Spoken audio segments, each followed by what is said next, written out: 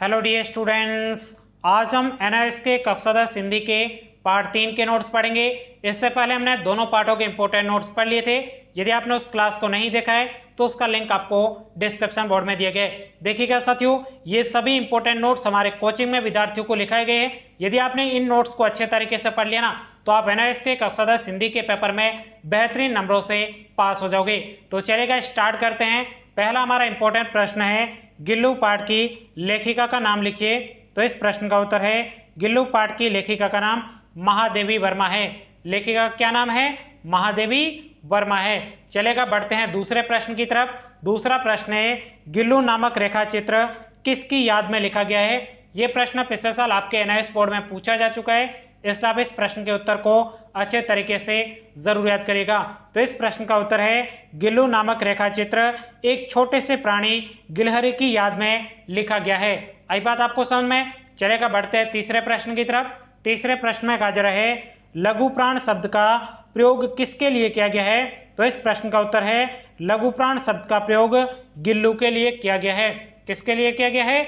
गिल्लू के लिए किया गया है। चलेगा, बढ़ते हैं चौथे प्रश्न की तरफ। चौथे प्रश्न में कहा जा रहा है, गिल्लू का प्रिय भोजन क्या था?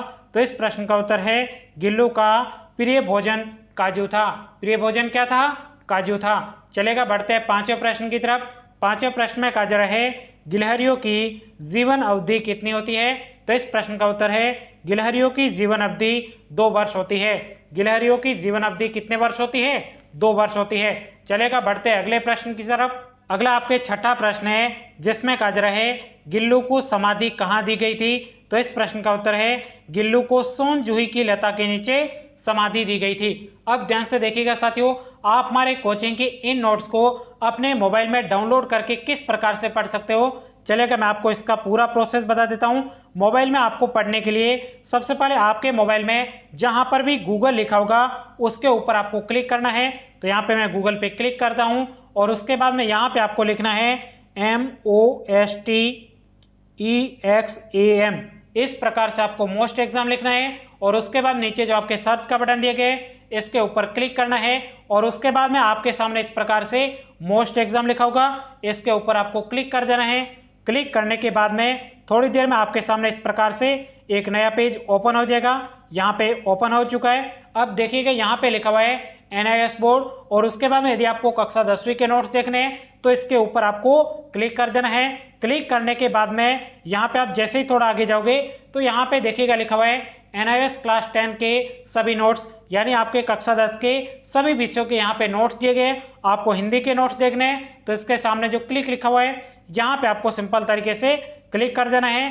क्लिक करने के बाद में इस प्रकार से आपके सामने हिंदी के सभी पाठों के नोट्स खुलेंगे।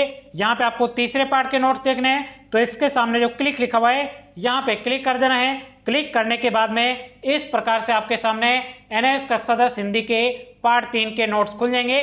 तो यहाँ पर जाकर भी आप अच्छे तरीके से नोट्स को एक साथ में पढ़ सकते हो। चलेगा, बढ़ते हैं अगले प्रश्न की तरफ। अगला आपके सातवां प्रश्न है, जिसमें कहा जा रहा है, गिल्लू पाठ से आपको क्या सीख मिलती है? ये प्रश्न आपके बोर्ड के एग्जाम के पॉइंट व्यू से बहुत ही ज़्यादा महत्वपूर्ण है, इसलिए आप इस प्रश्न को अभी का अभी याद कर लीजिएगा। तो इस प्रश्न का उत्तर है, गिल्लू पाठ से हमें सीख मिलती है कि पशु पक्षी हमारे मित्र और सहायक हो सकते हैं। यदि हम उनकी रक्षा करेंगे तो वे भी हमारे सुख दुख में साथी होंगे। आई बात आपको समझ में? चलेगा, बढ़ते 8वें प्रश्न की तरफ। 8वें प्रश्न में कहा जा रहा है, किसकी सहायता से हम किसी को भी अपना बना सकते हैं? तो इस प्रश्न का उत्तर है, करुणा और समानुभूति की सहायता से हम किसी को भी अपना बना सकते हैं। चलेगा, बढ़ते हैं अगले प्रश्न की तरफ। अगला आपके 9वां प्रश्न है, जिसमें कहा जा रहा है, गिल्लू पाठ का रेखा चित्र कैसा है? तो इस प्रश्न का उत्तर है, गिल्लू पाठ का रेखा चित्र संस्मरणात्मक रेखा चित्र है। कैसा रेखा चित्र है? संस्मरणात्मक रेखा चित्र है। चलेगा, बढ़ते हैं अगले प्रश्न की तरफ। अगला आपके 10वां प्रश्न है, महादेवी वर्मा के किन्हीं 2 रेखा चित्रों के नाम लिखिए। ये भी प्रश्न पिछले साल आपके बोर्ड के एग्जाम में पूछा जा चुका है, इसलिए आप इस प्रश्न को भी अच्छे तरीके से जरूर याद करिएगा। और साथियों, अभी तक भी आपने वीडियो को लाइक नहीं किया ना, तो जल्दी से वीडियो को लाइक करिएगा। चैनल पे पहली बार है, चैनल को अभी सब्सक्राइब करिएगा, जिससे आपके और भी सब्जेक्ट के जितने भी इंपॉर्टेंट नोट्स हैं वो हमारे कोचिंग के नोट्स आपको बिल्कुल फ्री में प्रोवाइड किए जा रहे हैं। तो कम से कम इतना तो आपका भी फर्ज बनता है ना, तो जल्दी से वीडियो को लाइक करिएगा और चैनल को अभी का भी सब्सक्राइब कर लीजिएगा। तो देखिएगा, इस प्रश्न का उत्तर है महादेवी वर्मा के निम्नलिखित 2 रेखा चित्रों के नाम है। पहला आपके नीलकंठ है, दूसरा आपके गोरा है, और यदि आपको तीसरा भी याद हो जाए ना तो तीसरा आपके सोना है। तो ये आपके तीसरे पार्ट के इतने ही इंपॉर्टेंट प्रश्न बनते हैं। इन प्रश्नों को आप अच्छे तरीके से याद कर लीजिएगा, फिर हम अगली क्लास में अगले पार्ट के इंपॉर्टेंट प्रश्नों को देखेंगे। तो साथियों, आज के इस वीडियो में इतना ही। Thank you, take care.